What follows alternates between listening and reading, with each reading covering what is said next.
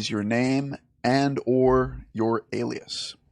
My name's Evan Morgan, and I don't actually use an alias. I've never really had a name for a studio or a production alias or anything. I just kind of like to use my own name. So, Evan Morgan. I love it. And where do you currently reside? I am currently in Vancouver, BC, in Canada. Love it. Me too.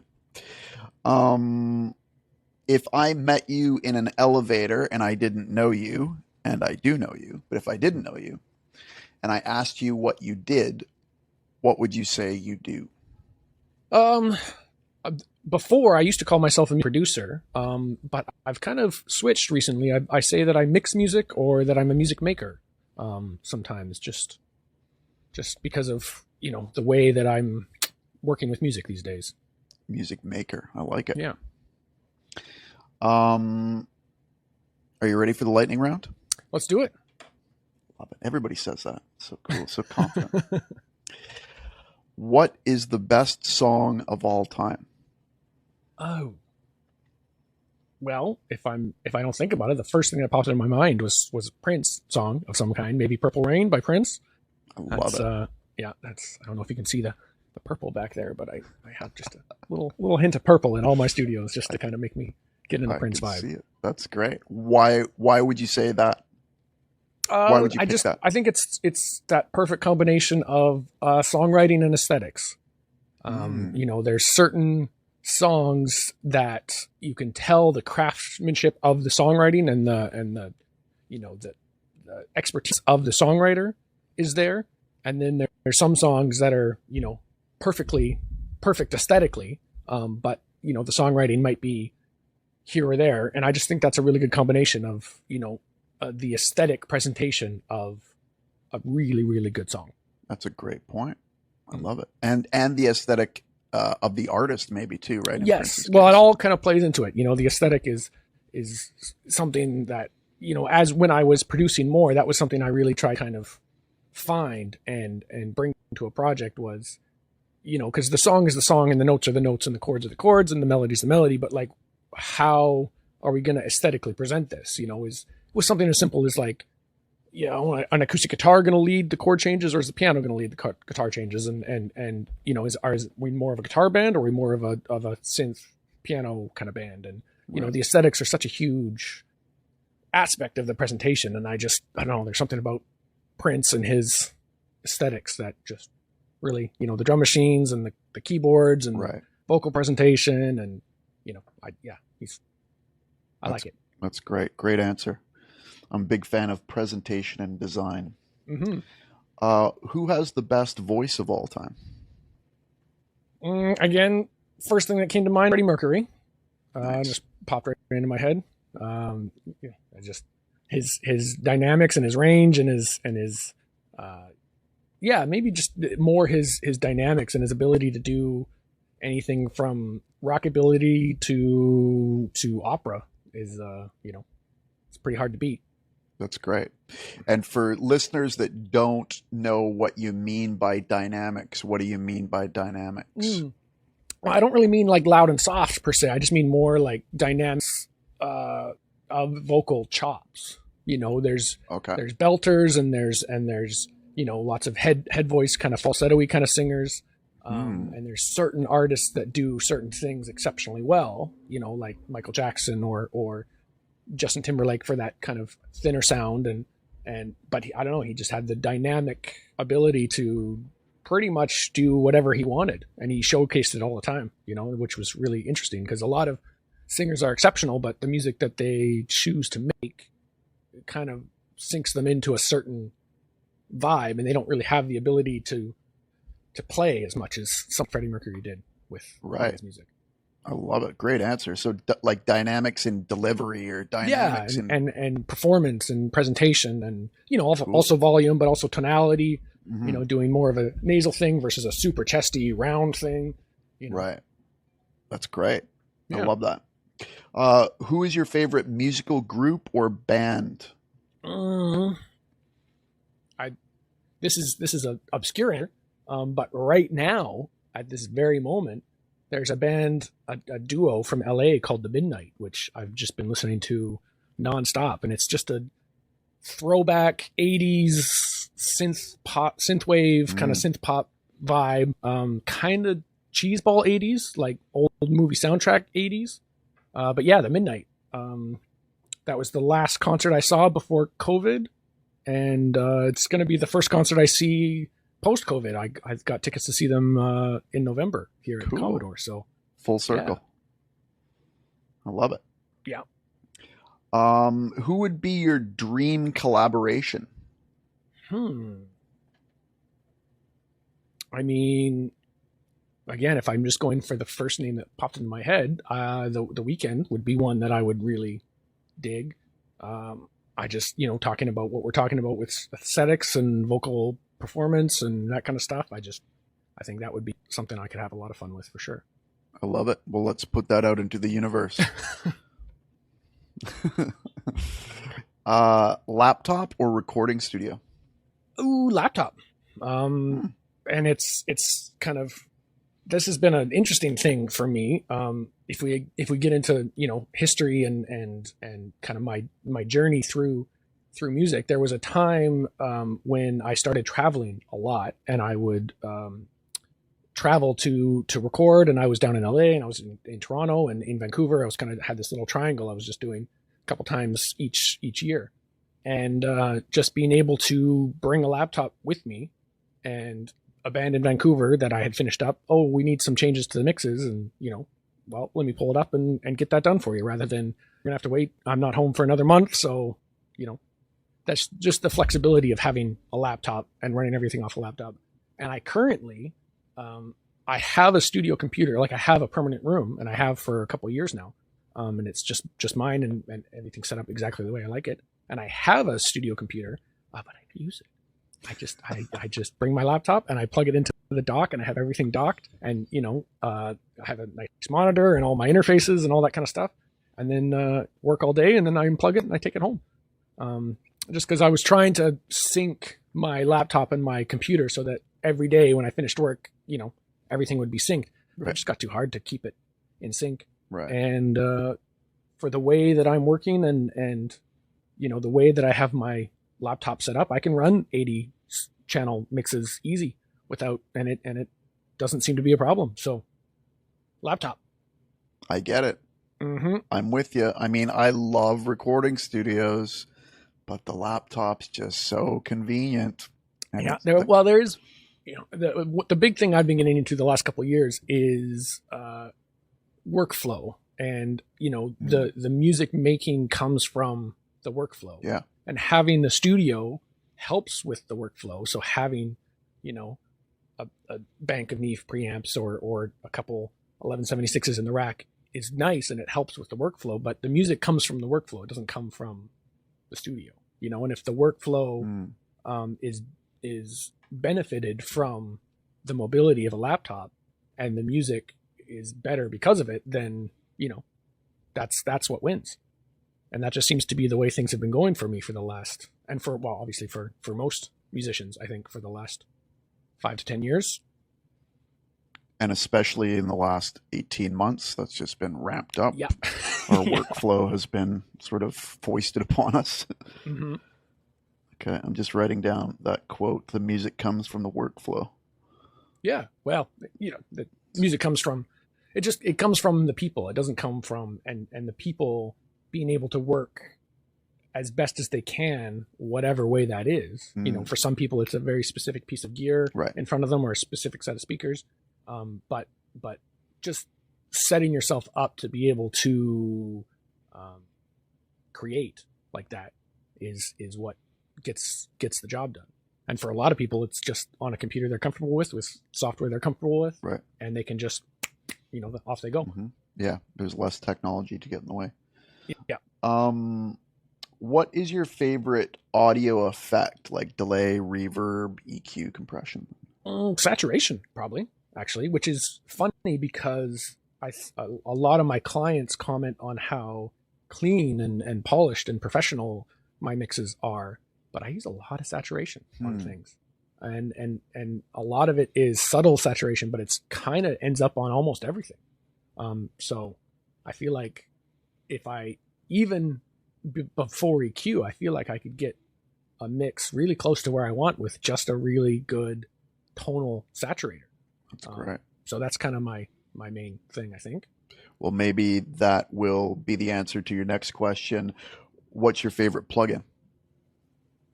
No, that's not the answer, because my favorite plugin is the FabFilter EQ, the Pro Q3. That one is hard to beat. It's just a really functional EQ. I can move really quick on it. I like the dynamic features. I like that I can, if I'm thinking I need some dynamic control, I don't have to reach for a compressor. I can kind of just it's just this band that I want. I just want it to happen, at these certain moments. So let's just put a little dynamics onto my EQ move there and move on. What did we do without dynamic EQ before? How did we? We EQ'd, and then we compressed, and then we EQ'd again, and then we compressed some more, and just kind of smashed things until they sounded the way we wanted. Which song sounds great? Oh, which song sounds great? I'm just trying to think of like a mix that I've listened to recently that I've been totally like blown away by. I like a lot of the way the Weeknd's new stuff sounds.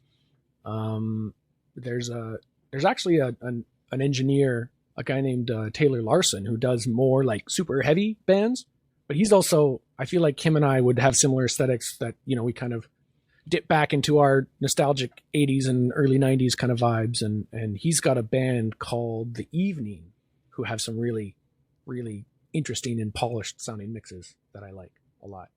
So The Evening, The Midnight, and The Weeknd. I'm starting to see a pattern. If your band doesn't have the in front of it, you're not cool. That's the end of the lightning round. What did you think of the lightning round? It's good, man. Good questions. Gets you I guess I wasn't that fast with my lightning, though. A lot of my answers were pretty long. Most people aren't. It's kind of a misnomer, I think.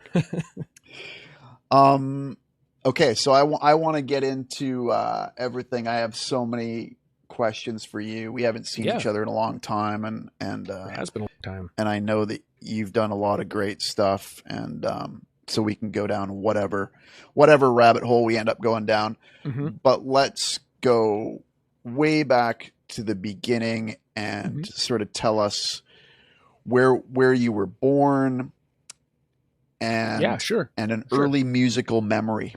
Okay, well, I was born in Lethbridge, Alberta, and I don't really have a musical family at all. Nobody in my family plays any instruments, or parents or grandparents but my dad was a big music fan, so we always had music on. He was big into the blues and rock and roll, and he was Stones and Eric Clapton and Bruce Springsteen and that kind of dad rock kind of stuff. But he would always put on the music, and we would move the coffee table out of the middle of the living room and just kind of dance around, and and that's, I feel like a lot of my musical sensibilities come from falling in love with the records that my dad liked, right? Like Bruce Springsteen and Prince and those things. And then I started playing music as a kid, just, typical piano lessons and that kind of stuff. Switched to guitar when I was in high school because it was cooler, and started a band in high school and tried to do some recording. And, this is the stereotypical start for an engineer is, didn't like the way the recordings were doing. So let's look into how I can do it myself. Cool. And I got one of those little Porta studios. It was those Roland studios that are little hard disk recorders that they had back in the day. Right. It was a Boss one. It was a little 4-track one. And I just started making demos in our little rehearsal space and got interested in it. And then the band that I was with at the time got an opportunity to record down at Full Sail in Florida. Oh, wow. So there was a student down there that was a fan of our band and talked to his instructors and said, if I can get this band down here, like maybe we could do like a whole project thing. So me and the guys loaded up in the van and we went all the way down to Florida and played a couple shows along the way. And it was just a really fun kind of summer. I think this was the summer between high school and university. It might've been the first year of university. And anyway, so we went down to Full Sail, and that was kind of my first like, oh wow, this, you could actually like do a thing out of this, because it wasn't, you know, a little Porta Studio or a little M box or something. They, you know, they have to sell consoles, and these kids, it was pretty much one song each class in the program would do one song, and so we left there with 6 recordings from 6 different instructors with different, you know, classes, and you know, learning how to set up drum mics and all that kind of stuff. So that was kind of my introduction into education of engineering. And then we got those mixes back, and they weren't pretty awful. So I got the student to send me the DVDs of all the Pro Tool sessions, and I was going to university in Lethbridge. I was taking pre-med. Actually, I was taking biology. No way. And for my electives, they had some music courses, and some the new media department and the music department got together and made this kind of music technology course. It wasn't really like a recording course, but it was more like they had a little studio room that had like a little voiceover dead room, and they had a Pro Tools set up. And they had a couple computers with little M boxes, the original, you know, blue tall M boxes. And so I kind of, you know, was doing that as my electives, just trying to learn more about recording. And so these DVDs came from Full Sail of our songs and our Pro Tool sessions, and me digging into those and just trying to figure out how to make them sound the way I wanted was really kind of what got all this going. And then, you know, I kind of had a little identity crisis and said, you know, do I want to try and do something with this, or do I want to just keep going with, you know, because I was looking at med school up in Edmonton there, or Guelph University were kind of my two, you know, once I finished pre-med, then I'd go there, and it's kind of, is this really what I want to do? And so I started looking at audio schools, which at the time there weren't a ton. I know there was Metalworks in Toronto, and then there was Full Sail, which cost $1 million. It was ridiculous. Right. And so I just couldn't justify, you know, spending that amount of money on an audio education. So I ended up finding a school in England, of all places, in Manchester. And it was an 18-month program, and it wasn't fair. I think it was like $4,000, £4,000 or something. So it was, you know, almost a 2-year program. So it just seemed like more of a doable thing. So in my early 20s, I moved out to Manchester on my own and joined this audio school and just kind of tried to figure it out. That's and that so was started cool. the whole thing. I, you know, went to Pavy is where I met you, but I at this audio school in England, which was called the School for Sound Recording, SSR. I got there, and because I had already taken some music classes in university, I knew a little bit about recording and, you know, running Pro Tools and that kind of stuff. And so I talked to the principal at the school and said, you know, if I'm one of the more advanced students, maybe, you know, I could help, you know, do some interning or do some, you know, teaching assistants or something like that. And so they essentially gave me keys to this place and, you know, said, just keep an eye on the other students and help them with, you know, their studio time. And if anyone has any questions or whatever. And so I did that during the day. And then I had keys to this place at night, and they would let me go out and find bands in Manchester and bring them in and record demos or record EPs or whatever. So I just spent the 2 years there, going to school during the day, recording bands at night, getting like 4 hours of sleep, waking up to go to class at 10 in the morning the next day. And yeah, by the end, like we were literally, there was just the overnight sessions. We would just, you know, start at 8 o'clock when the school shut down, and we would go till 8 in the morning. And then it was, and I, you know, recorded lots of cool young bands, lots of kind of rockier stuff, indie pop stuff, some emo kind of, you know, hardcore bands that were kind of big in Manchester at the time. And yeah, that was kind of trial by fire for sure. That was a lot of fun. And That's great.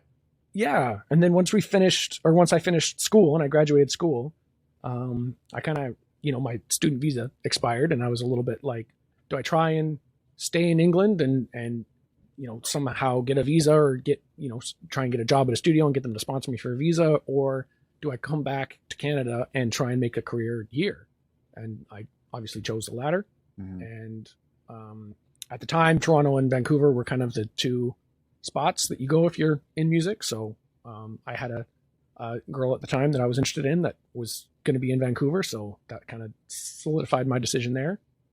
Moved to Vancouver and started looking around for a facility that I could use. And at that time, I can't remember, this has got to be late 2000s, early 2010s, I would guess. That was kind of the start where the studios were, my computer's going to. The studios were all not taking on full-time assistants anymore. A lot of them didn't really have full-time engineers anymore. So a lot of the studios that I went and chatted with, they kind of said, we can put you on the call list as an unpaid intern. And if something comes up, then we can call you. But that wasn't really gonna work because I didn't really know anyone in the city. And the one place that I ended up finding something was the Pacific Audiovisual Institute. And I had a friend, like one of my parents' friends that knew Tom, and somehow just put my name in the hat, and he got, went and sat in his office. And I just played him some of the stuff I had made in Manchester, and he was quite taken with me, and he kind of said, I don't have a studio really anymore, so I can't really offer you a studio job, but I do have this school. And if you want involved in the school, then you could do that. And I kind of said, I'm not really that interested in education. Like I was in my early 20s at the time. I was like, I just want to make records. I don't really want to teach people how to make records. Right. But they had the same kind of deal that SSR in Manchester did, where, it was all class during the day and the students had all access to the studios. But then there was no overnight sessions and there was no weekend sessions. So the faculty, you and Sean Cole and me and some of the other faculty were able to use the studios on the weekends, and they were beautiful studios. And so I took that gig knowing that I could use the studios, and started to do the same thing I did in Manchester, find some bands in Vancouver that I thought were cool, and say, hey, I have access to the studio. That's, we have to work on weekends and evenings, but we can do a single or we can do whatever. And one of those bands was a band called Incura, which ended up that we did won the Seeds competition, the CFOX Seeds competition. Right, local radio station.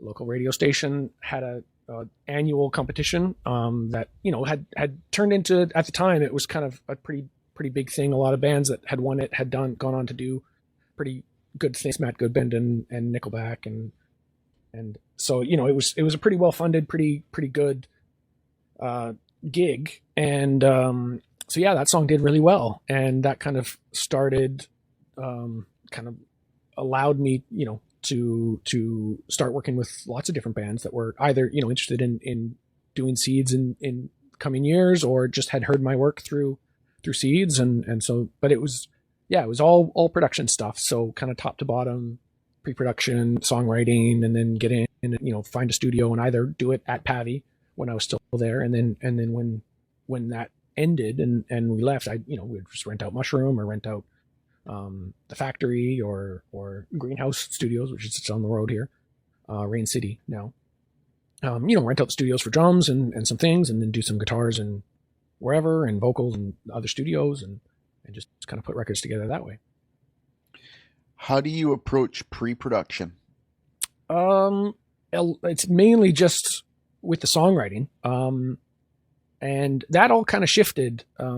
If I continue on the timeline, let's do it. Incura got signed to Coalition Records in Toronto, and Coalition is run by a guy named Rob Lanny, whose brother is Arnold Lanny. Mm-hmm. And together they kind of launched Our Lady Peace and Finger 11 and Simple Plan and a lot of these bands. Rob doing the management and label stuff, and Arn doing all the production and songwriting and all that stuff. And so Incura got hooked up with Coalition, and Coalition wanted them to go down and work with Arn as a producer.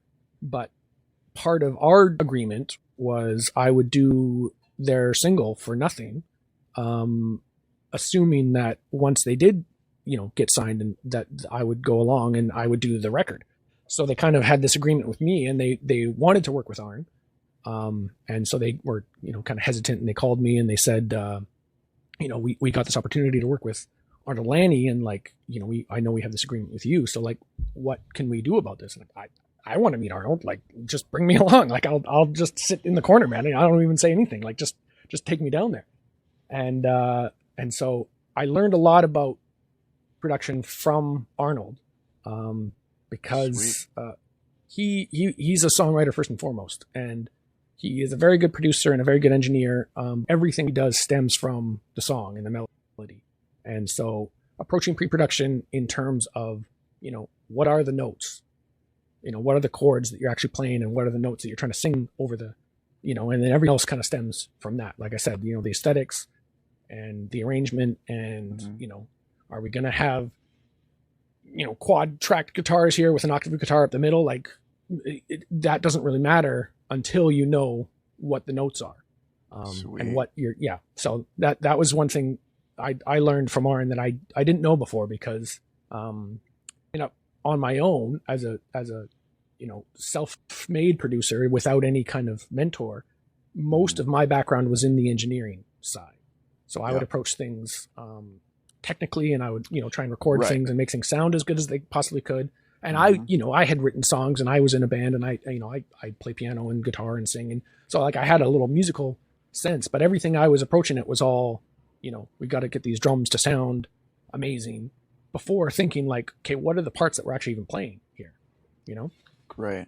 So great. Yeah, that's so true. It's like, like you, I started from the engineering perspective. So it's almost like, you've got these great sounds, and you're trying to make this song sound great when you're mixing it, and something's just not right. And then you kind of realize, oh, the melody's wrong, or that bass note, although it works, would completely change the song if it was actually this bass note. Like, you haven't really looked at the key elements of the song until you're in the mastering room going, there's something not right here. But that's such a great thing, and I can totally relate to that too. No, and that's like Arn. I learned so much from him, and it was such a funny interaction, because the first phone call I had with him is he's the sweetest dude, but he can be a little confrontational sometimes. And he called me up, and he said, "So I hear we're working on this record together, this new Inkira thing." And I said, "Yeah, I guess so." He's like, "Cool. So who are you?" And I said, "Oh, I'm Evan. I'm Evan Morgan. I did the single for the last band, and they're hoping to bring me down." And he's like, "Cool. I've never heard of you." It's understandable. I totally. So there was a little bit of, and so I think I just had to reassure him that it's like, I was the same age as the band. Like we came up together. So this wasn't any kind of like, we were all excited to the prospect of working with you and learning from you and seeing what you can bring. So it's not going to be like a, who's wearing the top hat kind of thing. And so after that conversation, it all worked out really well. We went down to California. He was down there. He had recently moved from Toronto to California, moved his family down there, and he had built a studio down there. And it was kind of fortuitous, because he had been trying to find an assistant. He had a longtime assistant in Toronto, but he was trying to find an assistant in California for like the 2 years that he was down there, and he just never found someone that worked. He works, he's kind of a particular guy, and he's got some idiosyncrasies that I think are a little challenging for some people, and he just wasn't able to find someone that helped him, complemented his workflow and allowed him to do what he does. Right. And me going down there, and I kind of took on, like we were saying, more of the engineer role, because that's how I was coming all the time anyway. And that allowed him to just kind of sit at the back of the room and just focus on the songwriting and the production. And, he didn't have to worry about, getting the tones or anything like that. And it worked out really well. And we did that record for Coalition. And then I just stayed down there, and we ended up doing 5 or 6 or, a whole bunch of records together over the course of a couple of years. And sometimes I'd come back to Vancouver to do some records here. And then he would get a project, and he'd fly me down to California, and I'd be down there for 3 months. Sometimes we'd go to Toronto if it was like a Coalition thing. Just learning from him.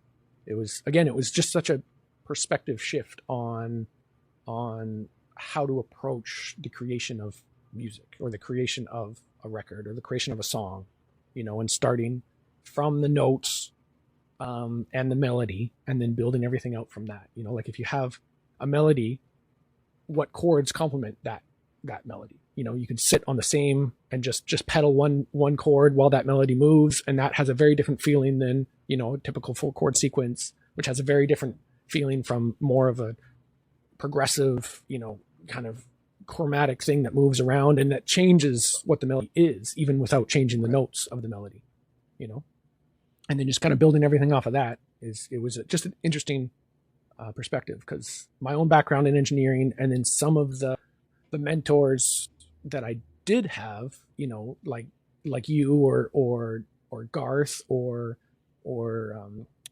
Mike Frazier, just some of the guys that I had met here in Vancouver, that all kind of come at things a little bit more from the engineering side, seeing the fact that like none of the engineering stuff matters at all until we focus on the song, was just a different perspective, and every project different, and finding that balance in between them, because some projects I've worked on since working with Arn don't need another songwriter. Songs are great and the players are great, and what they need is a producer and engineer.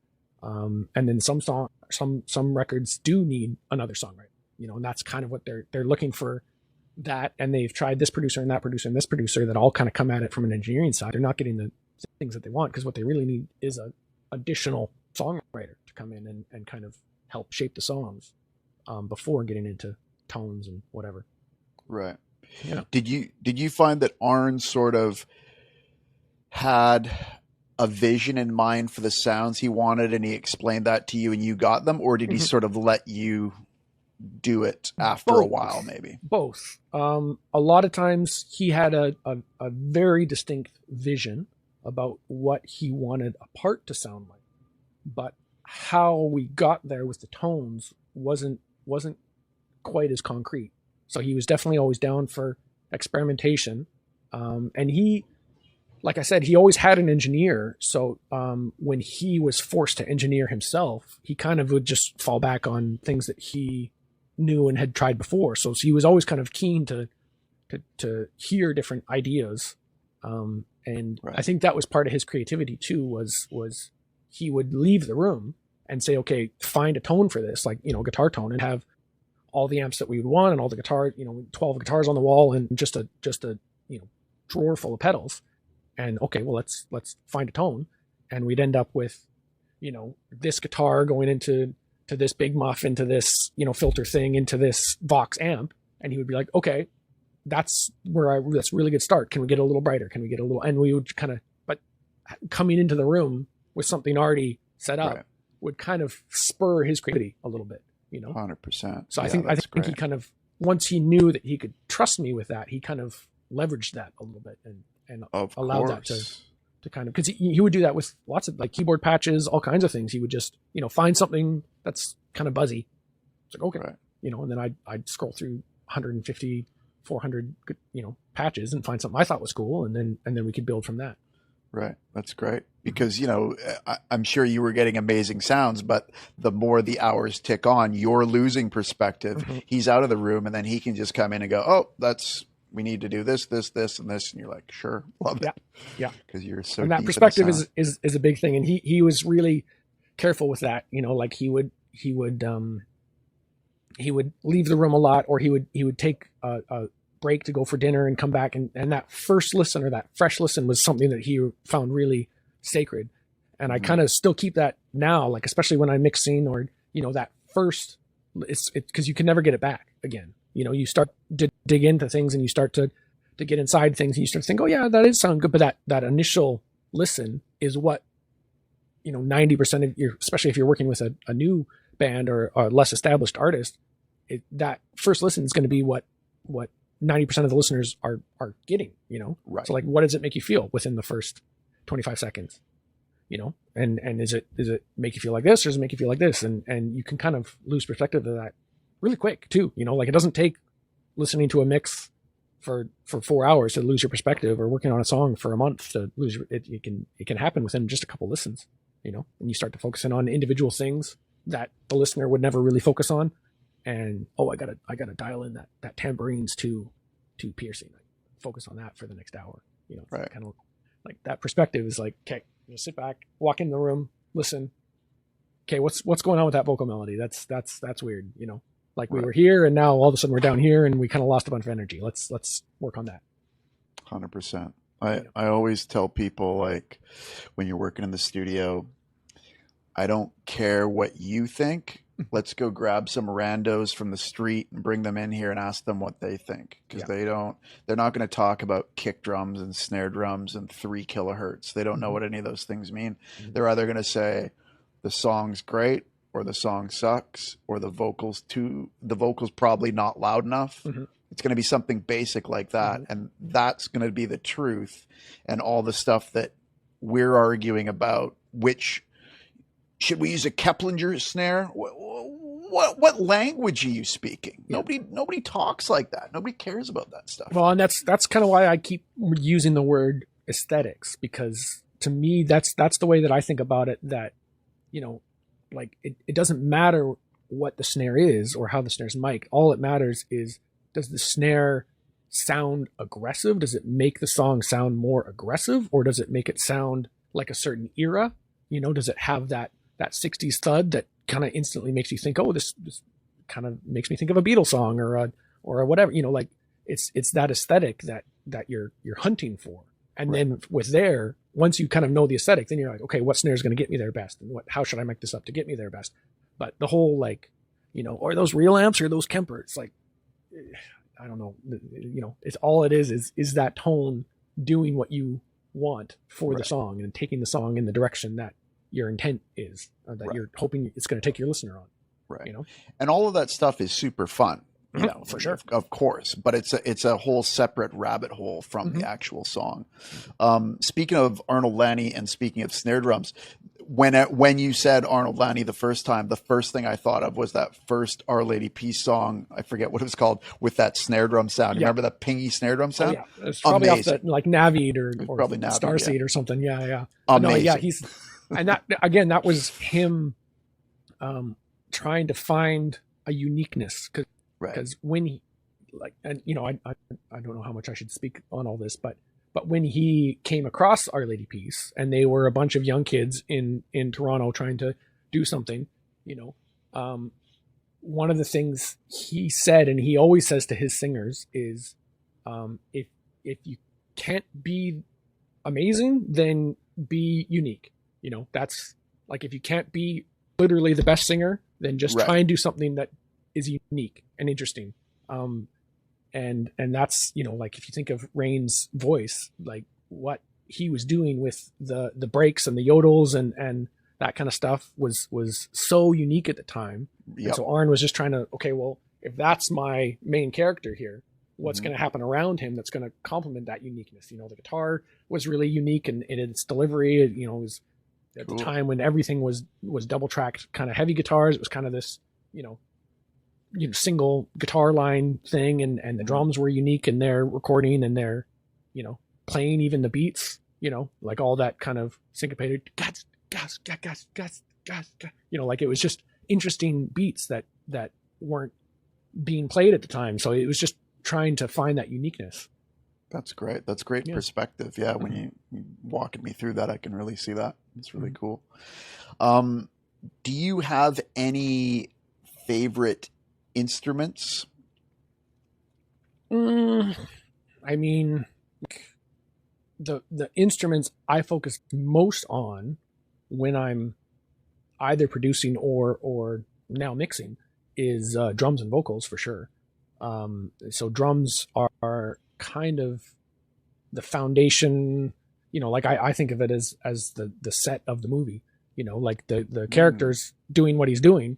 But is he doing it in a parking garage with, burning cars? Is he doing it in a diner sitting down with, ambience around him, and the drums and the tonality of the drums and the aggression of the drums and the presence of the drums and the atmosphere, the ambience around the drums, like how roomy they are, all kind of dictate that to me, So the presentation of the drum and the drums, a lot of the, the nostalgic or the aesthetics, to go back to that word again, are tied to the drums. Whether it's more of an 80s kind of vibe or a 90s, kind of punk rock thing, like a lot of modern music now is kind of pulling that nostalgia from, that late 90s pop punk kind of stuff. So they're using more real drums or real sounding drums, a little bit more of snare ring and a little bit more things. So that aesthetic is coming from the tone of the drums. And yeah, there's some keyboards in there that are also giving it a little flair, but the drums and the vocals are kind of the two star performers for sure. I love that.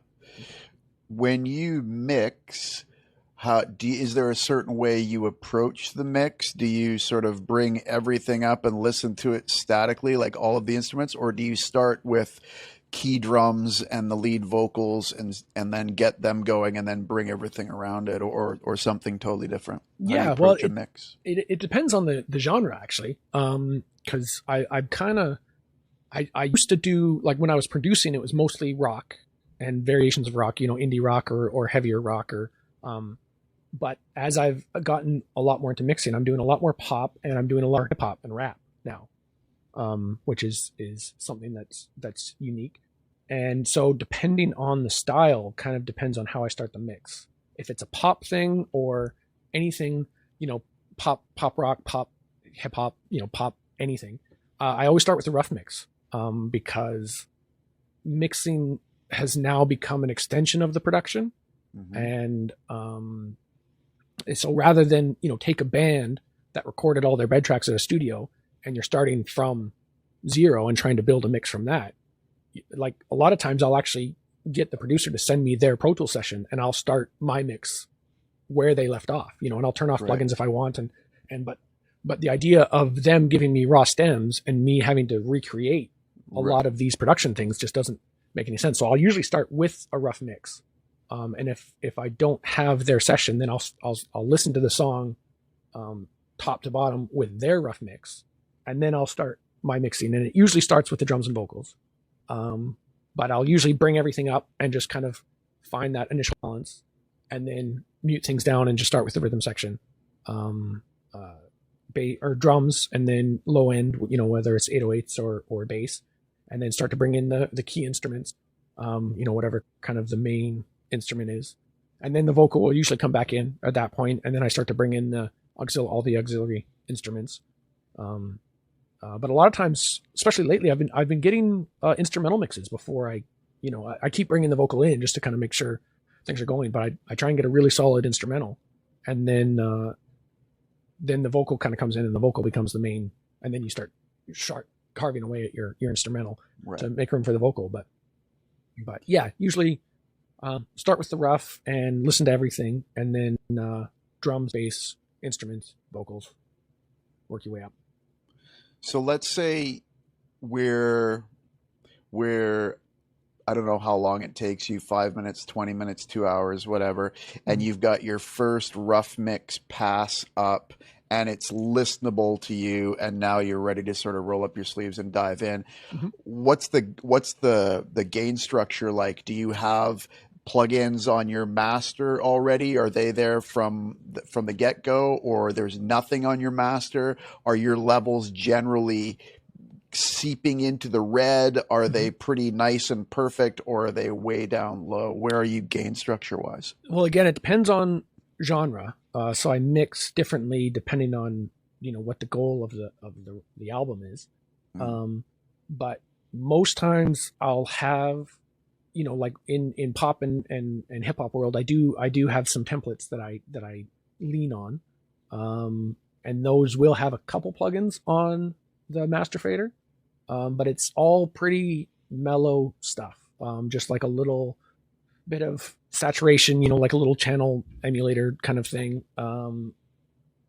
I don't really use a lot of EQ on the mix bus, just a standard bus compression, just like a SSL style 4-to-1 just a tiny little bit. And I start with that on there, and I mix with that on there all the time. And structure, like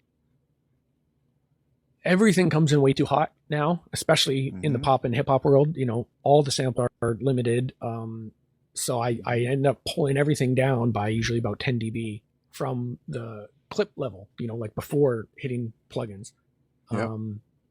And then I'm into plugins, and you know, very like I mix pretty conservatively, level wise, just to keep things in a good gain stage kind of area. And you know, most of my faders usually live around 0 to -10, and so I'll kind of gain things clip level so that they can kind of live in that place. If something was you know, printed at -20, then I'll pop that way up so that it's hitting the plugins at the proper level, and you know, I can use my faders at the proper level. But yeah, a lot of times I'm bringing, especially instrumentals, I have to bring them down 8, 10, 12 dB just to even get started, because they're all just cranked. Right. So what he's saying here, for people that don't understand, is not on the fader level. Like when you see the faders in your DAW, he's not talking about bringing those down. He's bringing it down way before that. Basically, when it comes from the hard drive, before it goes into the mixer, or the first thing that it does as it goes into the mixer, is he's bringing down these levels with either a trim plugin in Pro Tools, or whatever plugin you're using has an input level or something, and you're bringing everything down 10 dB so that you can bring those faders up to a more reasonable 0 to -10 level, which is where faders traditionally like to live. You don't really want to have your faders at -20 and -30 down here. A, because it just doesn't look very cool, and B, because of the logarithmic nature, it's a little tweaky down there. So you want to get up near 0, right? Yeah, definitely. Yeah, and it's different for different styles, because normally when I have live drums come in, they're recorded at a level that's pretty good. You know, I can set the faders to 0 dB or around there, and the levels look okay. But a lot of the sample based stuff has to come down, and whether I'm doing it on the actual regions themselves, so the actual block of audio you pull, there's a little clip, or like you said back in the day, we always used to have first plugin on every single channel was a trim plugin, and you kind of set the gain stage there, and then that feeds into your plugins and subsequent fader and subsequent master fader and all that. When you're working with hip hop stuff specifically, but I guess, you know, all genres, how do you deal with low end management? How do you, in the case of hip hop, make sure that the 808 is as big as it can be? Do you put saturation on that too? Yeah, definitely. Now that also comes back to the, you know, our conversation about the melody and the chords, making sure that, you know, making sure you have the right 808 sample is the thing there. And you know, 808s have become so ubiquitous, and getting the right aesthetic of the 808 a lot of times is kind of what makes or breaks these records, aside from the vocal. Obviously, you know, the vocal and the lyrics and that whole thing is what everyone's tuning in for. But so much of the aesthetics, like I was saying before, that the drums used to be the thing that kind of dictated the aesthetics, but now a lot of it's coming from the 808. Is it super low and super smooth and really warm? Is it distorted? Is it clipped? You know, is it that weird kind of clipped trap 808 sound that has its own unique flavor and is cool? So don't tell any of the artists I work with, but there have been times where I've changed there at the mixing stage, because I was fighting an 808 for a long time and trying to get, you know, the low end out of it, or trying to get it to speak through small speakers, and it just was not a sample that was going to allow that to happen. So I'll find my own 808 and, you know, swap it out. Are you changing the note of the 808 maybe? Yes, that's another thing. One of the things that I think makes me unique, well, not unique as a mixer, but one of the strengths that I have that I lean on a lot is my musicality and my musical background, and the fact that I can play a lot of instruments, and, you know, I can sing. I sang with, you know, musical theater companies all through. That was my job, you know, in university was I would sing with these musical theater companies for them, and you know, would do these big kind of 8-part harmonies with all intonating live on stage. And so there are times where a record will come in, especially like a hip hop record or a, more of a trap sounding record, that it's my thought in communicating with the artist that they did want a certain section to be more musical. They're singing a melody, and there's a lot of times the 808 doesn't follow the melody at all. And sometimes the 808 that the producers will pick is a little discord with the chords that are actually going on in there. And, so if it's like a E minor, chord progression, and then they just have like a C sharp or a C, just constant 808, just kind of going through no matter where the chords go.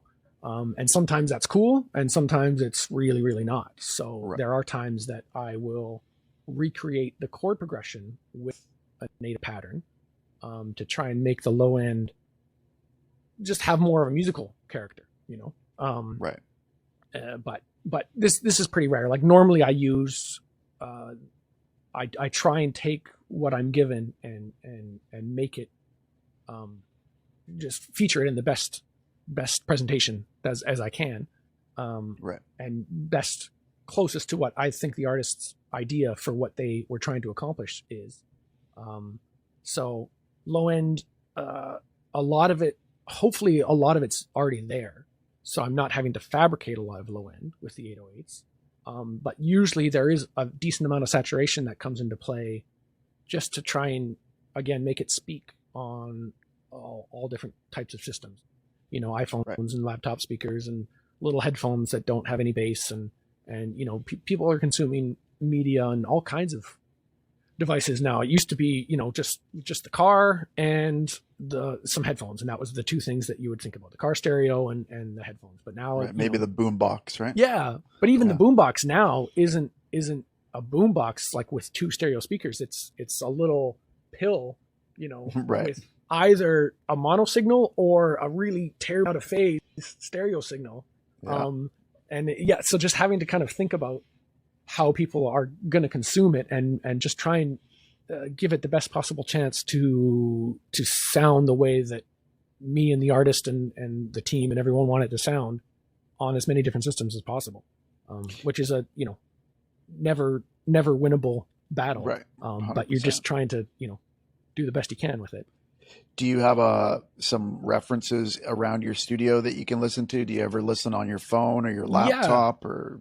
Yeah. So there's a plugin, I think it's Audio Movers, which is something you can put on your master fader, and it sends it out Wi-Fi, and then you can instantly stream it on your phone or laptop or just different things. And I use that a decent amount, just because not only is it, bounce a file, put it on my phone, and then listen on my phone. It's actually got the streaming, component in there too, like which affects things more than you think. Simulates a codec kind of thing, right? And the codecs are a big thing.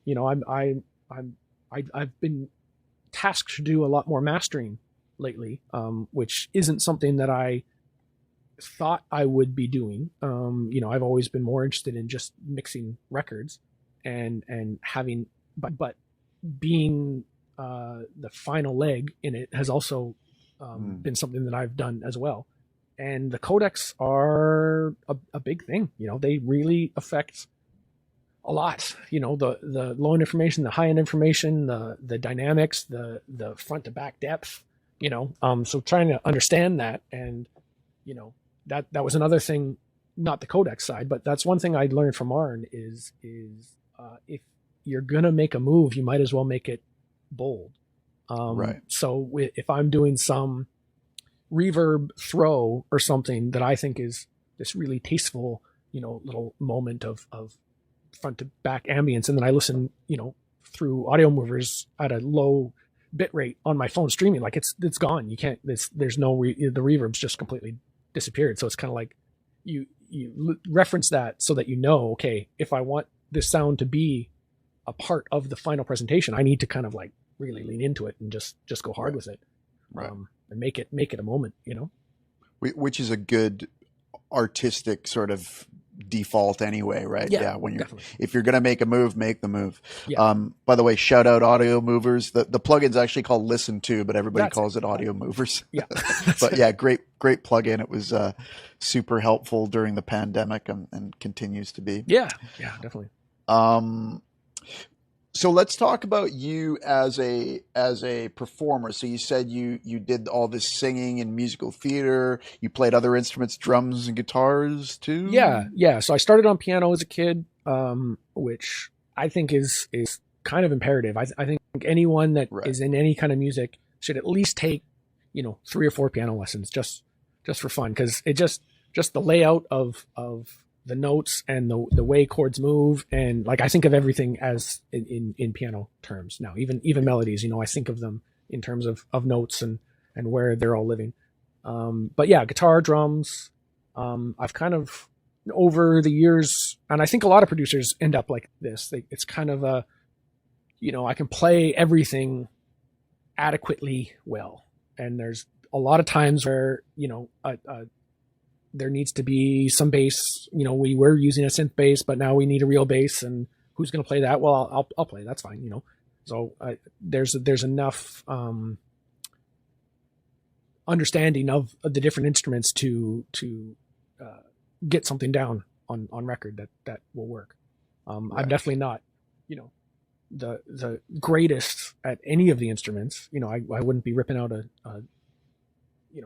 forefront guitar solo on a record, but if we need a little edge delay, bouncing delay part, or we need some big chords, or there's one local artist who's one of my favorite artists I work with, a guy named Hart, and we've done a couple EPs together. But yeah, we between me and him, we just play all the instruments on the record, and he jumps around with styles from rap and hip hop to kind of rock and pop and stuff, and so the songs are always evolving as to what they need, and it's fun to be able to pick up any of the instruments and just kind of put something down.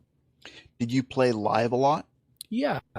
So I all through high school and into university, I was playing with all different bands, singing and guitar mostly, and then live stuff with the musical theater companies, which was more of a go to the theater and that kind of thing. And then not so much recently, but there was actually a couple years ago, there was a band I was producing that they kind of roped me into being guitar player for them for a little while. And it was really fun.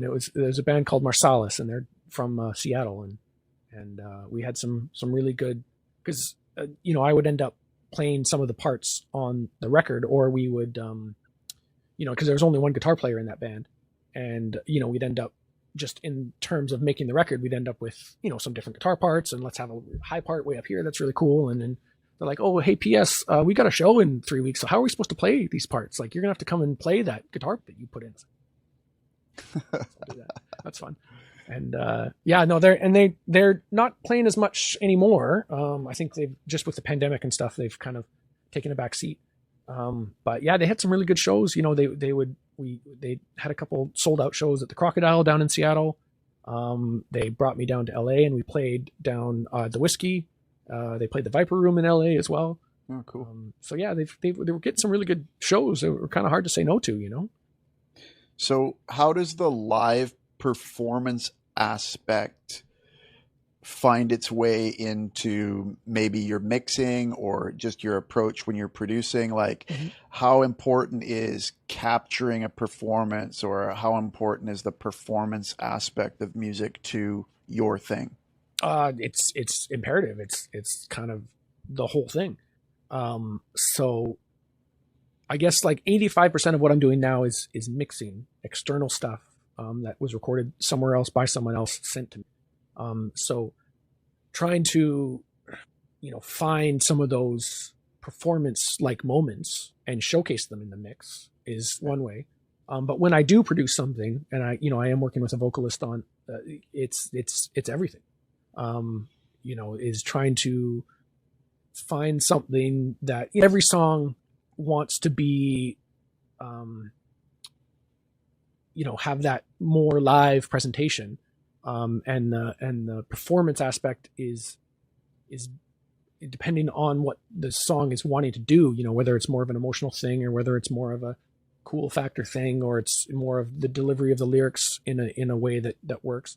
But trying to dial in what that performance is everything, you know, and most of my recording sessions end up with Kayla to sound, and we'll spend the first 10 minutes or whatever getting the sound, and then we just never think about it again. And the only thing that we're focused on now is, you know, how you're playing that part, or how you're singing that word, or right. all these things. Because even with something, you know, like vocals is the most obvious thing, but even something like bass, you know, like how you're playing that part, and, you know, when you move to the higher octave, how that changes the whole energy of that moment. And are we going to slide up to that and then, you know, come back down, or are we going to kind of pop up to that, you know? And it seems like an insignificant thing, but it's that's the feel of the whole record is in those performance parts. And to not focus on them, or to not give them the attention they deserve, is kind of doing a disservice to the record. Totally. It's like musical storytelling, right? Mm-hmm. It's how you're letting the idea unfold. Mm-hmm.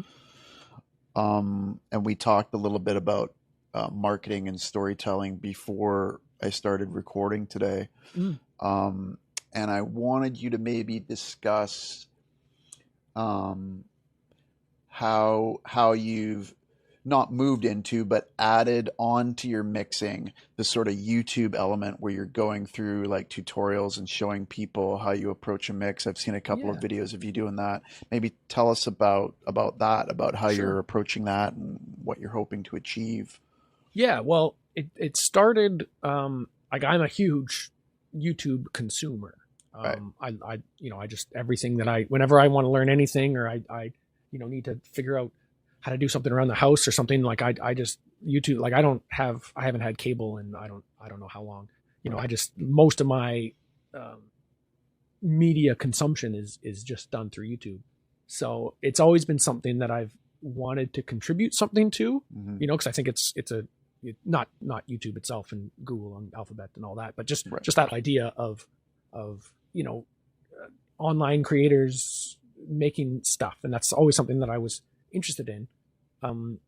And a lot of it came from when I did transition to mixing almost exclusively, because the production side with, you know, like we talked about that Incura band here locally, and the kind of buzz that created, and they were big in the scene at the time. So they were playing shows almost every weekend, and they would, you know, talk about my work and with other bands. And so that kind of seal of approval from a known entity was something that served me well in the marketing sense, I guess, if you want to get like technical about it. And then as I got into scene, and I got out of the local scene and into, you know, national clients, I've got clients from Toronto now and Montreal and then down to the States and Florida and California. That word of mouth kind of marketing is apart a little bit. And, you know, it becomes more about credits, and people have a song that they like and they see your name on it, and okay, who is this guy? And what is he all about? And would I ever think of hiring him to mix my music? And so a lot of the ambition with YouTube was, you know, types in Evan Morgan into Google, you know, what are they going to find? You know, a web page that's mine, which is fine, but everyone has a web page. But if there was some content there where they could kind of just see who I am a little bit, and a little bit of how I work, and a little bit of, you know, how I approach music, and that would, you know, just kind of help them decide whether or not they wanted to involve me in their project. And that, you know, it's just it's there, and it's something that anyone can do through YouTube or Instagram or whatever. And I've always been really bad at it in terms of self-promoting and schmoozing and, you know, all that stuff. Like, I've always just been a let the work speak for itself kind of person, which is fine, and it served me fine. But there are moments where that, you know, it doesn't really help. And having some people be able to just get a little more familiar. So the reason people do podcasts and do things is to put value out into the world and to be part of a community, but also to help people understand who they are and what they do and what, what their skill set is. And something as simple as, this is how I mixed vocals on this one song that you have maybe heard that you kind of liked, like it just gives people a window into what it would be like if I were to mix their vocals per se. Right. Right. And it's kind of, just teaching people about the process too. Yeah, just seeing how easy you make it look on video can kind of sort of calm people down and say, hey, this looks doable. All of this looks very doable, because sometimes I think some of this stuff seems very out of reach. And as you 100%. And I both know, although there's a lot of stuff to learn around audio, it's not like the most difficult stuff in the world to learn, and you just have to go and do it. And then I'm sure you realize the same thing I realized. Once you know all this stuff, then the only way to actually make it work is kind of to forget all that stuff and just use your instinct anyway, because that's all that matters. 3 kilohertz and a hi-hats at the end of the day don't really matter that much. No. It's all the stuff that people don't know anything about this. It's the things they focus on that matter. So it's about forgetting all that stuff anyway, right? Definitely. Yeah. Cool, dude. This podcast could be 4 hours or 5 hours, I think. So I'm going to move it along, but I feel like we haven't even talked about anything yet. Like we haven't touched the surface. Well, one thing that, just speaking of uniqueness and one thing I remembered when I was, thinking about doing this podcast with you, and you had reached out to me and said, it'd be fun to chat. One thing that I remember the first time I met you was because there was a band that I was really into, was in university. And I think they were from Calgary, and it was a band called Strata. And it was a band that you had produced and mixed.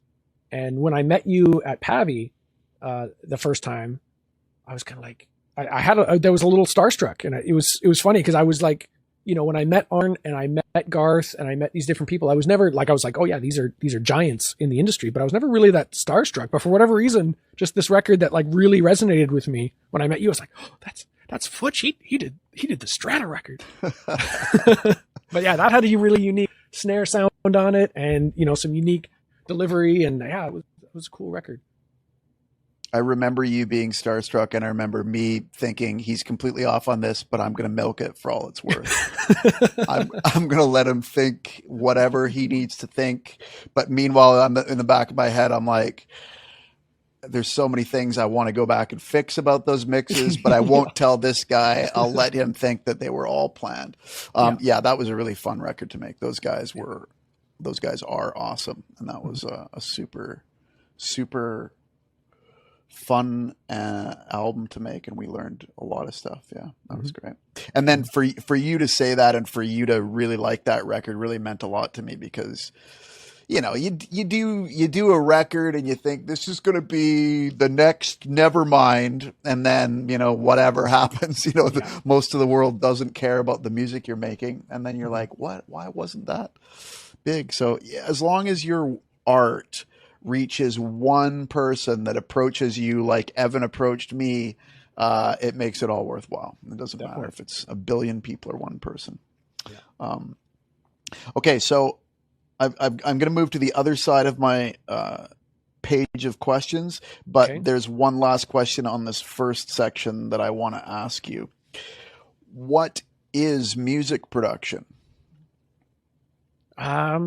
Music production is, I'm trying to think of this one quote that, it's a, I don't know if you've heard this, but it's a recording of a performance, or it's a final presentation of a specific recording of a specific performance of a specific arrangement of a specific song.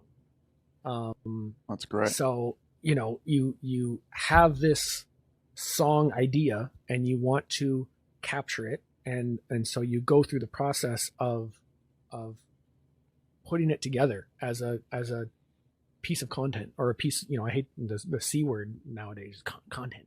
and got to make some content. But you know, are making a specific piece, and if it is a song that exists through the ages, there's going to be lots of YouTube covers and different live renditions, and there's going to be so many versions of that specific song. But what you're trying to create, a specific performance in that time, a specific capture of that song idea, that musical idea. That's great. That's all true. It's the parts, it's the performance, it's the melody, it's the how does it sound at the campfire with an acoustic guitar. Yeah. It's all the bells and whistles, it's the sonics, it's the mastering. A lot of time the production side, especially when I get into a song early, if it is a couple guitar chords with a melody and some lyrical ideas, then you really about what is production and what do you want to achieve with this, because it could go anywhere, especially with a newer artist that doesn't have a established sonic brand yet. Right. It could be, do you want to do it more of a pop thing? Do you want to do it more of a band thing? Do you want to do it more of a EDM thing? And so taking those, for lack of a better word, that song of, this melody and these chords and these lyrics tied to this melody, and working on a specific arrangement for it, that has an organ at this part, and then it goes to, acoustic guitars at this part and that, and then finding, the performance of that specific arrangement, so exactly how are we going to perform these parts, and then recording that performance, and how are we going to capture these parts? Are we going to do it live off the floor? Are we do it piecemeal, piece by piece? Are we going to do it all digitally, and then presenting that, that there's so many stages to what you hear as the final product, and you kind of scale it back. And it's interesting to hear, especially, older, super successful songs that have been around for a long time and have had lots of different arrangements and lots of different performances of the same arrangement, lots of different recordings of a very similar arrangement. You can kind of hear what the production is and what the production team or whatever was allowed to contribute to that piece of music at that time. Right. Yeah. That's great. Makes me excited just hearing you talk about that. That's why I like working with singer-songwriters with just a guitar or just a piano, because you can do anything. Yeah. It's like, should we get a choir or a drum machine? It's like, how about both? Yeah. And sometimes it's a little scary. It's a little daunting to we could literally so many do options. Anything. Like all we have is notes and chords. We could change the tempo. We could change the key. We could change the arrangement aspect. There could be, heavy drums throughout. There could be no drums. We could do a no drums arrangement of this song. And I think that's why, guys like Arn we were talking about would leave the room, or would kind of just throw out some random obscure thing and then leave and come back and see what was there. Because if there was something, just anything that he could kind of start to work with, and it's like, okay, there's a direction. Let's go with that. Now we're moving. Yeah. There's that one little synth line, and now all of a sudden I hear what drums could be used for that. I hear what kind of bass instrument, whether it's I hear a vocal arrangement put to that, and all of a sudden off goes the production.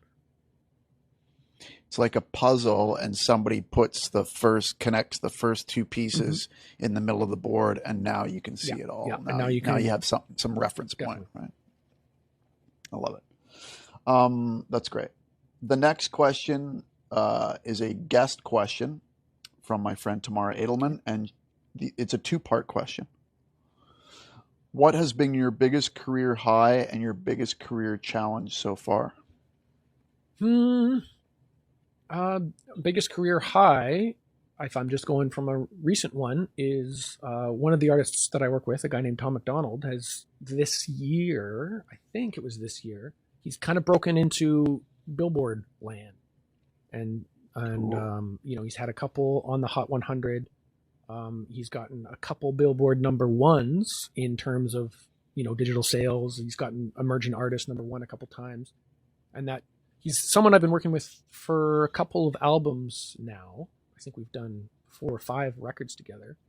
But this last batch has really started to connect with people and so being involved in a Billboard charting, is it's been good.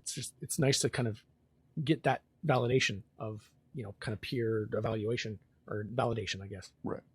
So that's kind of a recent high.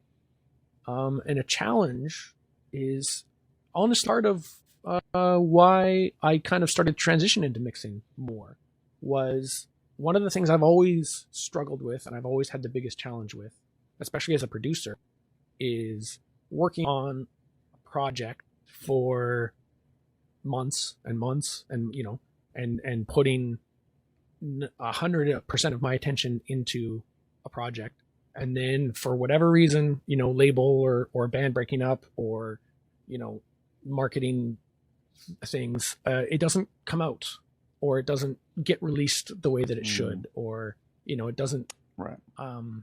There's been a couple projects I've worked on that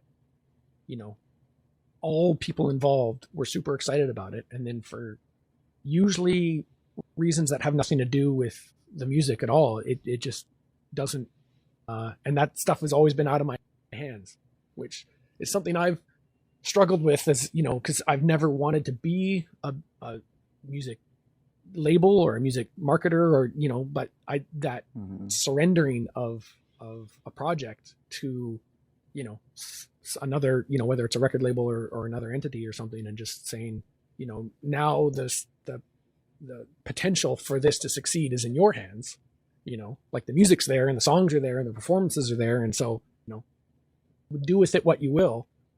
That's always been challenging for me. And most of the stuff I'm mixing is coming out now, because if it has gotten to the point where someone's willing to hire an external, whether it's a label or an artist themselves is saying, I want to pony up some money to actually have this get a professional mix, then 99.9% of the time it's going to come out. And that's a great point. I've always found it challenging, especially because I'm a very, I most of the bands that I've worked with in terms of like band records always joke that you just become another member of the band for the 8 months always you're or whatever time frame you're in, and being a member of a band, of a project that doesn't see the light of day is a little heartbreaking. Yep. I can relate to that so much. That's so true. And the really frustrating thing, if it doesn't come out or if they make changes to the album or whatever, is you're always right, and you're always right. So you see these changes happen, or you see it not come out, and it's so frustrating. Yeah. That's amazing. That's great perspective. How did you meet Tom McDonald? That was through, it's funny. I people talk about networking all the time, and how, it's not what you know, it's who you know, and all about the networking. And sometimes I think people misconstrued that. Like, the way I've started looking at it more is it's not about networking. It's about the network that you have already and what that network is. Right. And the way that the people within your network, whether it's your local scene or communities, are able to connect and interconnect. And so that Brandon Hart artist that I produce, who I met through the Inkira drummer, a guy named Phil Gardner, who, if I look at my network, he's a center point, that so many artists that I've been able to work with, it's like that 5 degrees of Kevin Bacon. It's 5 degrees of Phil Gardner. Cause he's just, he's such a sweet guy, and he knows everybody, and everybody likes him, and he really likes my work, and he's always, down to talk about it. And so I met Brandon Hart, because Phil was drumming on some of his project, and he said, you should get my buddy Evan to work on your stuff if you want to take it to the next level. And Brandon, is best friends with Tom, and they have been touring together. They're touring partners, forever. And once I started working on Brandon's stuff, Tom kind of said, his head popped up and said, who's this, how come your stuff sounds the way it does now? Like, what's the deal there? And he has always been self-produced. So he makes all his own beats himself and records it all himself. Cool. And he was mixing it himself as well. But he had one song, if I remember correctly, it was called Ashes to Ashes, which was like a rock kind of song, rock crossover tune. And I think he wasn't sure how to approach the mix on that in terms of, drums and guitars and that kind of stuff. And hearing his friend Brandon's stuff, he thought, maybe I'll give this a shot and see what an external mixer can do with this song, because it was a little out of his wheelhouse at the time. So I just took that project and ran with it, and he liked it so much that he just got me to do every song he's put out since, which I don't know if you follow him much, but he puts out songs. Like, no, he's just done double records back to back. He's, we must have done hundreds of songs now. Because the last double record we did just here in August was 36 songs, and we did a double record before that, which was like a record and then a mixtape, both 16 to 19 songs. He's done 2 collab albums, which I've mixed everything on, one with Madchild from Swollen Members, and then one with Brandon and his girlfriend Nova, which is kind of one of my favorite projects they've done. It's called As Far as the Stars. Cool. It's and then there was 2 records before that. Yeah, so I think we've done 8 records together now. And it's been a great relationship. He's a extremely talented dude, and he just puts out songs like nobody's business. Shout out Tom McDonald. Shout out Gardner. Phil What's Gardner's first name? Drummer Phil extreme. Gardner and Brandon Hart. And Brandon Hart. Right. Okay. Yeah. Brandon Hart. Love it. Well, I was a little starstruck when I found out that you were mixing Tom McDonald stuff, because I haven't really followed his career or anything, but he just sort of popped up on the radar, I don't know, maybe a year and a half ago or something. Cause I was like, where are all the punk rockers? Where have they gone? Why is nobody raging against the machine anymore, including Rage Against the Machine?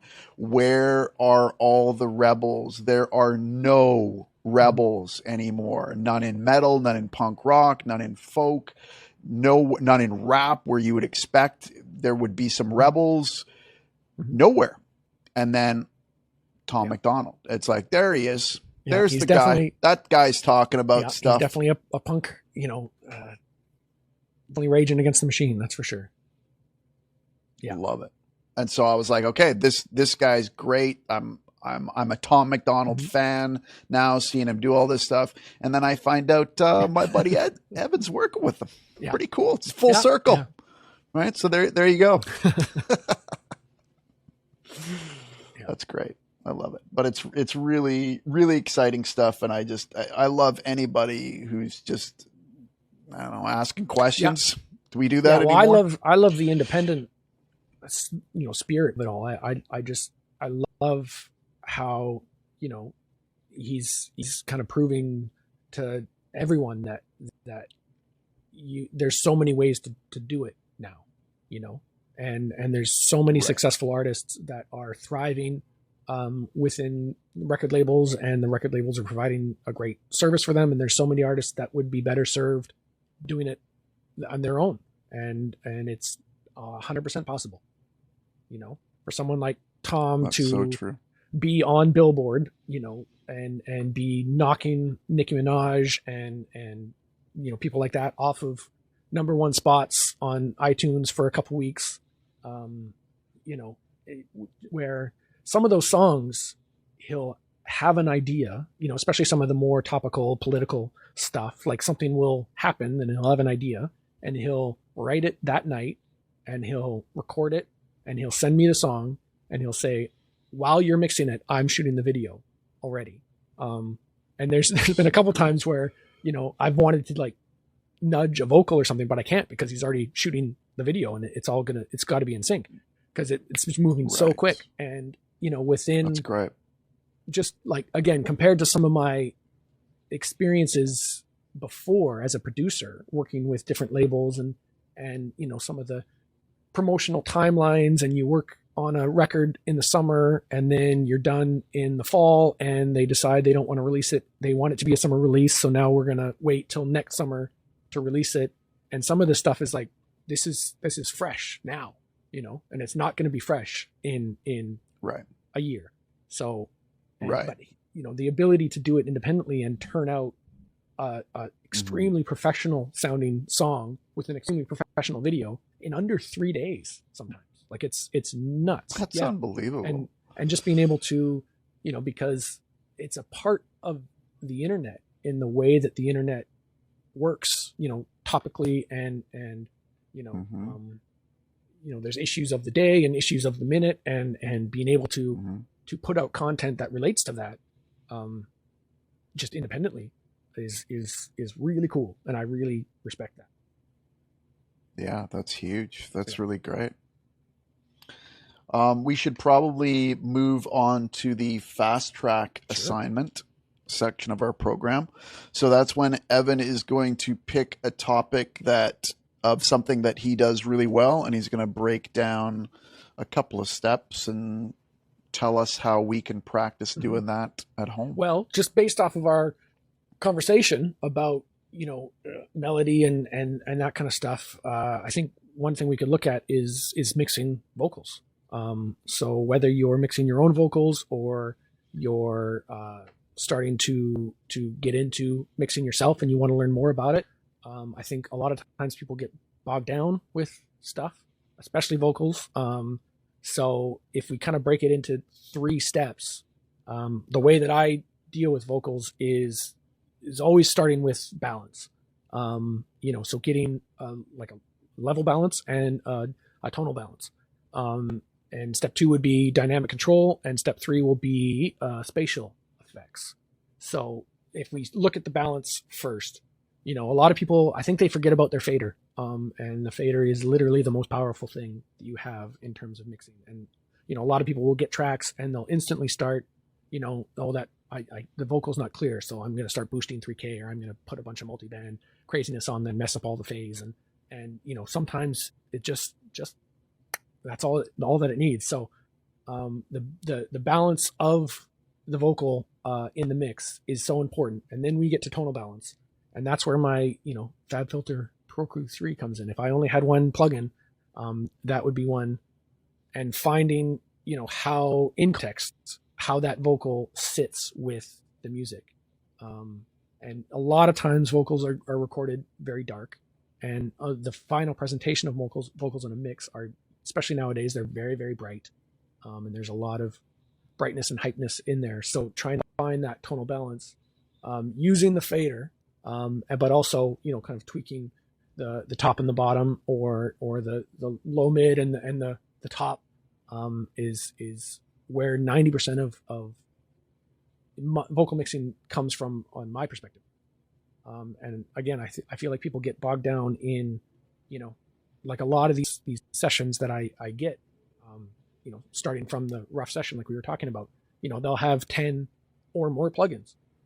It's funny to see a Pro Tools session come in where all 10 plugins are there, and a lot of them are doing something that's undoing something else farther down the chain, and then they'll send it to a bus so that they can get more plugins on there, and it's just, you take them all off and you balance the fader, and then you do just a basic tonal balance of top and kind of low mid, and all of a sudden the vocal is alive again, and it's there, and it sounds like a voice, and it sounds like a real person singing into a microphone. So that's always step number 1 with me is tonal balance and volume balance. And then dynamic control is something people talk a lot about, compression mainly. And I do a lot of that nowadays at the clip level. So like we were talking about, turning the clip down before it hits your fader and your plugins, you can do that word for word if you want. So you can start to level, if rather than bang a vocal into a compressor where sometimes it's doing 3 dB, sometimes it's doing 10 or 20 dB, some of that you can actually do by hand, and it takes a lot of time, but it sounds so much better. And so a lot of my dynamic control, if needed, will be coming from actually clip gaining, automating and what's the signal that's actually coming into your plugins. Right. And then, de-essing and can kind of fall into that as well. Like there are some de-essers that I like. Massey makes a good one. There's one in the Slate bundle. I think it's the Eosis de-esser that is, very smart and intuitive. But a lot of times, if you want to turn down the S's, the best way to do it is to grab the actual audio file of the S and just turn it down before it hits your EQ, before it hits your compression, all that kind of stuff. So dynamic control is big, but there are a lot of new tools, and dynamic EQ we were talking about as well. There's a lot of new tools since the advent of the 1176 that allow you to do what it is that you're trying to do, but a lot more effectively and a lot more practically than just banging a 1176 on 20 dB of gain reduction. Nothing wrong with that. No, that's it still happens a lot. A lot of times it'll be if we do the level and the tonal balance number 1, and then we do some dynamic control number 2 at the gain level, then a lot of times banging it into an 1176 or parallel processing or something is you're able to do it more as an effect to get the sound that you want in your head, rather than being forced into doing that because you have an overly dynamic vocal, and you can't approach it the way that you want. So now all you have to and the loud words that are getting too much gain reduction are starting to have a weird tone to them that you're not in love with, and then you do more plugins to try and compensate for that, and it's mixing vocals can be simpler than you think, and I think a lot of people complicate it a lot of times, especially when it gets to multi-band stuff and parallel processing and multiple auxes with all these different parallel things. A lot of times, especially inexperienced engineers that maybe don't have as much of a technical background, they're sometimes doing more harm than good by doing a lot of that stuff, in terms of phase and intelligibility and all those. And I guess the third step would be any kind of spatial effects that you're using. And I 99.9% do that on sends. A lot of newer up and coming engineers will do, put delays and reverbs and stuff on their actual vocal channel. And I think there's a lot of problems with that in terms of your gain staging and your overall level and how that affects stuff. So if you're doing it as a sound design perspective for ad-libs or whatever, that's another thing. But on your lead vocal, look to using sends for most of your spatial effects. And spatial effects come into that aesthetics thing that we were talking about before. A lot of the aesthetics of the vocal presentation come from the effects. If you listen to The Weeknd or Travis Scott or Tom McDonald or Rain Maida from Our Lady Peace, some of these artists we've been talking about, like the presentation of the voice outside of the performance. Obviously the performance is everything, the way the artist is delivering their material. But once you get into the mix stage, so much of the aesthetic is coming from the effects, whether there's slap delay to give it that antiquated, kind of throwback vibe, whether there's a big wash of reverb, which, was popular a couple years ago, but is now starting to ride that line between, does this sound like a 2010s record or, and so having that big wash of reverb is part of the aesthetic as well. And so I usually, in my different genres, in my different templates, I will have all kinds of things set up, ready to go, so that I can send to, whatever I think is needed for the song. There's usually 3 reverbs, like a short, long, and medium, then some spatial things, like an H2000 pitch. There's a couple of videos on my YouTube channel where I talk about some of these effects that I like to use.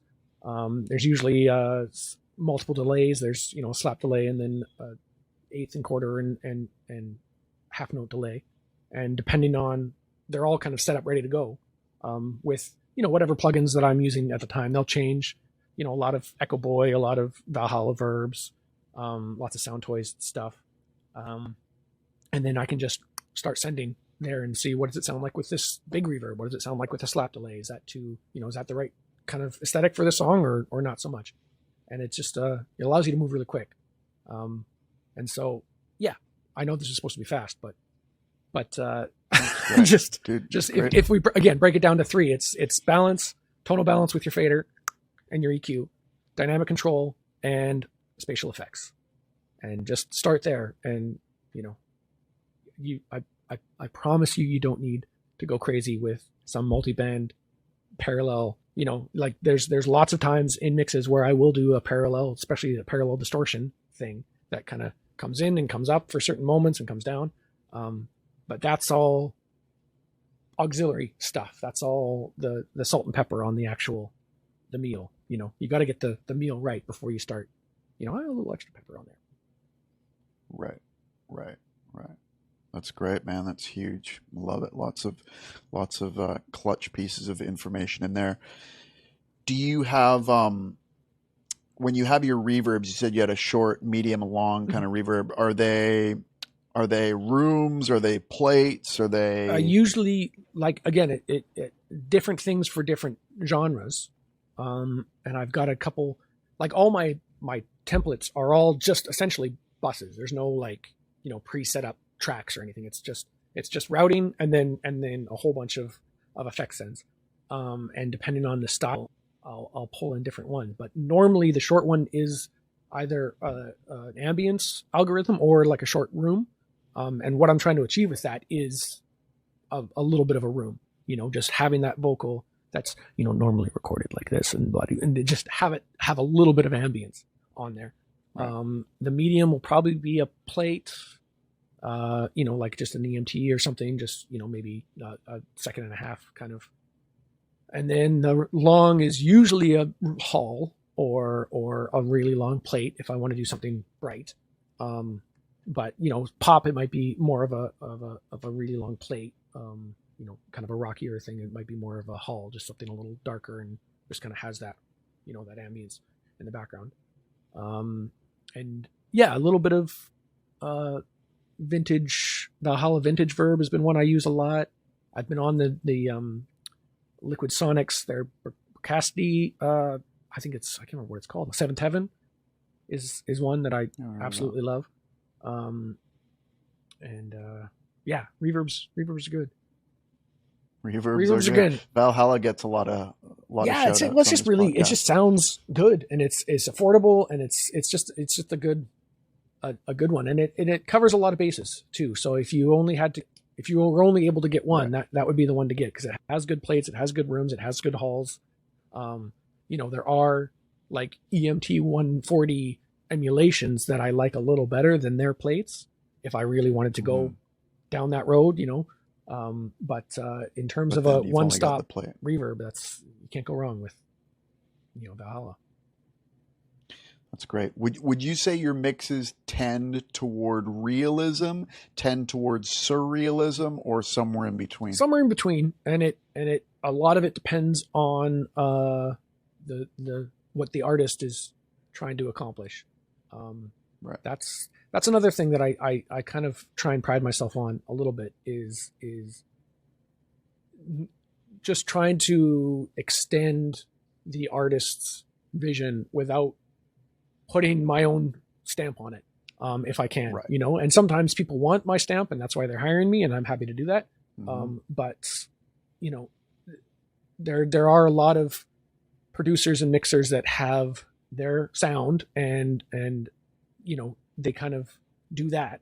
And I really want to try and take whatever it is the artist is trying to craft with their song and help them take it across the finish line. So I guess if I probably more surreal nowadays, just, like if I'm doing a rock thing, it's usually like a larger than life rock thing, where the drums smack harder than they ever possibly could in a room. Right. And, the guitars are bigger and wider and deeper, than any, Mesa Boogie ever would sound in the real room. Right. And same with, the hip hop and pop stuff, that's all about trying to push things beyond the realm of reality, but that's, I think that's a way a lot of people enjoy their media nowadays, is whether it's TV shows or movies or, all the superhero films or whatever, like there is that surrealism, and there still is a huge place for a person in a room playing their guitar and just having it sound like that. But a lot of that isn't getting onto records nowadays. A lot of that is on YouTube or on TikTok or on Twitch or, like people are like the whole live record or the acoustic record or things that used to be so prominent back in the days aren't, that's not the presentation that they're going for with the album or with the release, because all that stuff is coming on YouTube stories or Instagram stories or, different places where they're able to have that more realistic version of the song. Right. What are you currently obsessed with? Monitors. I've been on a monitor hunt for the last couple months, and I've locked in what I want, and I'm just waiting for the COVID backorder stuff to stop being such a problem. But I've been obsessed with monitors because just, talking about our workflow thing, me prioritizing working on a laptop because of the access and the mobility it gives me to work with my clients and respond to my clients properly. I've kind of been streaming back on lots of things. I've kind of gotten rid of most of my analog out of the box stuff. And so having a good computer with a really good set of monitors in a well-treated room is kind of all that I want and all that I need.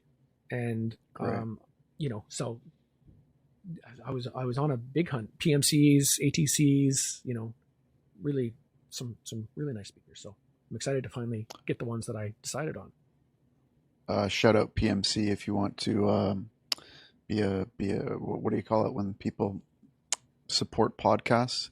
If PMC wanted to give me free monitors, is what I'm saying. I would take an endorsement from PMC any day of the week. Either of us, maybe both of us. Yeah. Which monitors did you go with? I went with some ATCs, so I'm going either the 45s or the 25s with one of their subs is where I landed. I'm cool. A big mid-range guy. I love me some mid-range. I've been working on NS10s forever, and people hum and haw and complain about the NS10s all day, and I like them. I like the way things sound on them. I listen to them in my spare time and enjoy the sound of it. So I'm totally fine. I've never heard anybody say that. I know. I love it. Yeah, and I like right now I have my NS10s and a pair of really nice Genelecs right beside them, and I never my Genelecs. Sometimes I flip over to them when I'm doing a mix to try and get a different perspective, and I go, oh, that doesn't make any sense to me at all. And I flip back to the NS10s and, oh, there's everything. I know exactly what I need to do. I hear everything in the mid-range that I need to tackle. And the ATCs do that, but just more and better.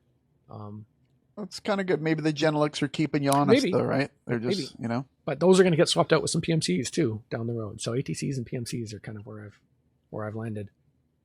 That's really cool. Yeah. I love how absolutely obsessed you are about music and music production. You're the kind of guy that I could ask, so what do you think the most important history or important invention of all time is? And you'd be like, probably the microphone. Mm-hmm. It all comes back to music production, right? Well, it's just, to me, it's like I've been involved in lots of different, art forms in terms of playing music and singing and performing and drama and dancing and all these different things that I've done. And music to me seems to be the most pure representation of the emotional idea that a creative person has. Definitely. Like whether someone has a script that they want to write and have some actors perform and have some people capture it and document it and turn it into a movie or whatever. Like that is a awesome piece of art form, and I love movies and but there's something more visceral and more direct about music and the actual, any filmmaker will tell you that the soul of their movie is in the music. It's the music that is that right. instant emotional connection. Right. And yeah, it's I could love music all day. Me too. It's sound and vibrations too. I think it's a lot more important than we give it even credit for. I think it's, yeah. Okay, so last question. I'm going to say, what is a piece of advice that you would give to the listeners if they were wanting to get into mixing, or if they were wanting to get into producing music on any level, maybe even being an artist? Mm-hmm. What would you tell them? So this is somebody who's just sort of like, I think I want to get into this, but it looks like there's a whole bunch of stuff to learn. Mm-hmm. What would you tell them? Well, the easiest thing is to just start doing it. And if you want to be an artist, start documenting your ideas. Even if it's on voice memos, and just start working through songs, start taking the songs that you like and start dissecting them and understanding, what are the chords they're actually playing here? What are the instruments? How do the instruments come in and out? If you want to get into production, then start recording yourself, or start recording your friends that you are around. And I think people struggle with the work, and they see the success that people have, or they see the gear that they have, or they see they think that what it takes, there's so many aspects to being able to do it, but everything can be done simply, and it just needs to start by just starting to do it. And even if everything that you do sucks for the first 2 years, we all did that. Everyone did that. You did that. I did that. Arn did that. Tom did that. Everybody has gotten to a point where they just say, I have to do this, so I guess I'm just going to start, and not know where it takes them. And then once you start down that journey, just follow it where it takes you, and try and take opportunities where you can, and try and use your network. If you can, if you know some people that are doing it, then ask if you can tag along, or, ask if you can be a part of it somehow.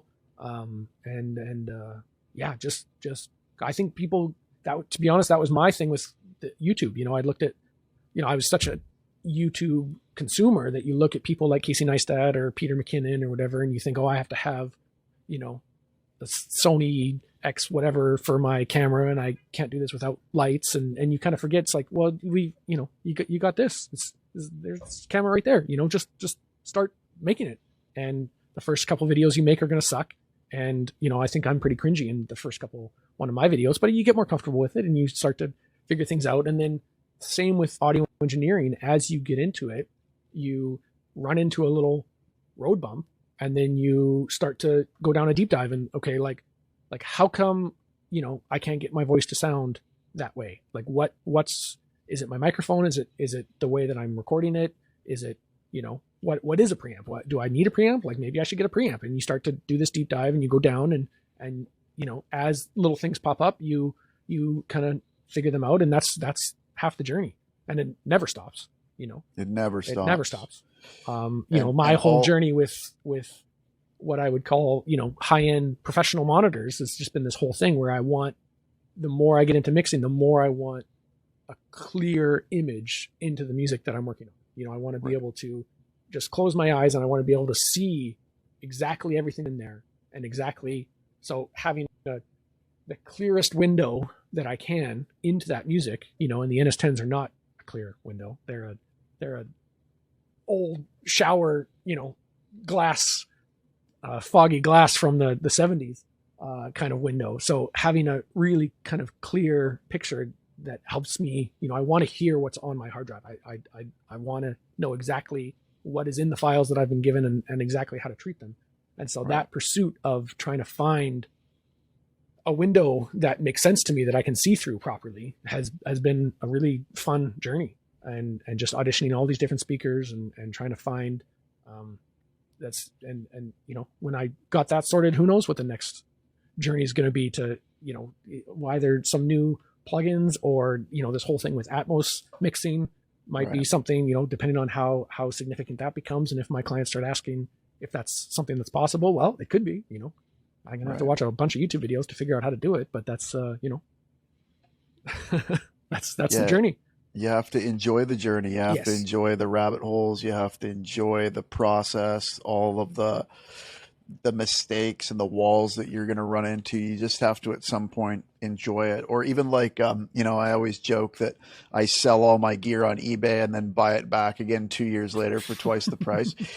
It's true, but I have to enjoy that because I learn from buying gear that sits on my desk for a year and I never touch and then I sell on eBay. I learn what I don't use and what my workflow isn't. And, you just have to enjoy it, because if you don't enjoy it, you'll just curl up in a ball and start crying and say, why did I spend all that money? And it didn't mean anything. Yeah. Well, and you and I have been doing this for long enough now that there's hundreds of examples of people that wanted to start it, but they didn't love it. They didn't want to, it wasn't something that they needed to do per se. And especially in the education system, I know you were involved in lots of different schools, and you can see right away, the kids that are there because they had to go to post-secondary, and well, I kind of like music, whatever, I guess I'll maybe just do that. And the kids that are like,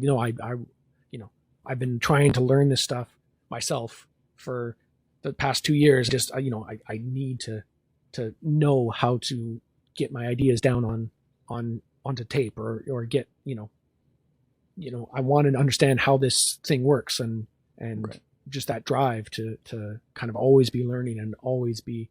So yeah, it's to me, that's the most important thing to succeed in not only music, but any, whether you want to be a photographer or a videographer or a writer or anything creative, it has to be something that you have to do. You would be doing it anyway, even if you kept your day job and you would still be doing it on weekends and evenings. I've always, whenever my wife has a girls' night with her sister or her friends or something, she's kind of like, you can, and any guy would be like, oh yeah, maybe I'll just, hang out with the guys or go watch some sports or play some video games, or I've got a night to myself. It's like, no, I'm just going to stay at the studio longer. You're already in your happy place. Yeah, exactly. Right? That's so cool. It's really important to do something you love. That's so awesome. I'm so happy for you that you're doing what you're doing.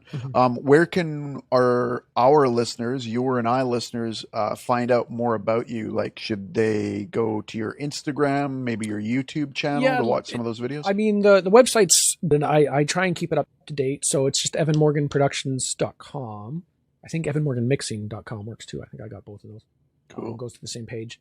And, there's just some samples of recent stuff I've worked on, and I'm always kind of poking with it. And it has links to my Instagram and YouTube. But for social media, YouTube's probably the best. I try and do Instagram every now and again, but I don't know. It's hard for me to post things all the time. I get it. YouTube is, I think it's just Evan Morgan, the user handle anyway. And I have been trying to post videos on a regular schedule, but the thing I always forget is I actually, I'm working and I have records that I need to mix, and clients are waiting for mixes, and I can't be making YouTube videos all the time. So I do try and post things pretty regularly, but it's usually like once a month. I'll post a video about a specific song I'm working on, or a mix idea that I've kind of want to analyze a little bit.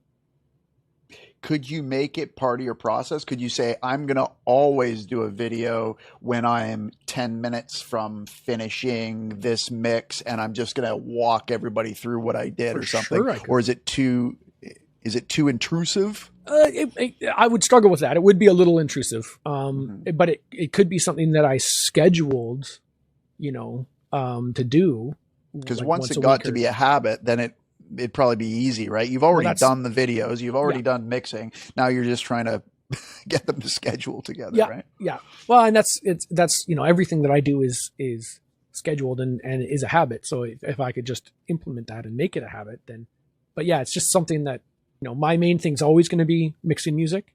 And, the idea of doing more podcasts or doing YouTube videos is something that, again, I also don't really want it to become a job either. I don't want it to be something that I have to do every week. Yeah. It has to be something you love doing that you would be doing anyway, I think. Yeah. And so the YouTube thing actually right now is kind of like the hobby thing for me. It's something that I get to, just get outside of music for a minute and just chat about, which is really fun. I whether or not it becomes something that I could do super regularly and super scheduled is still kind of yet to be seen, I suppose. Evan, do you have any hobbies outside of mixing? Yeah, I do YouTube videos about how I've done my mix. You're obsessed, dude. I love it. Okay. Any last thing you want to say to the listeners? That was great. That was like 2 hours, maybe more. 2 hours. Yeah. No, it's been a great conversation. Nothing specific, but check out the website, check out the YouTube channel, and it's been really great catching up with you, man. You too, man. It's been a long time, and it's been a long time. Yeah, we were young men the last time we saw each other, right? we were. Age is weird, okay. Isn't it? Yeah, it is. It's weird. It's inevitable. Mm-hmm. Thank you so much, ladies and gentlemen. Evan Morgan.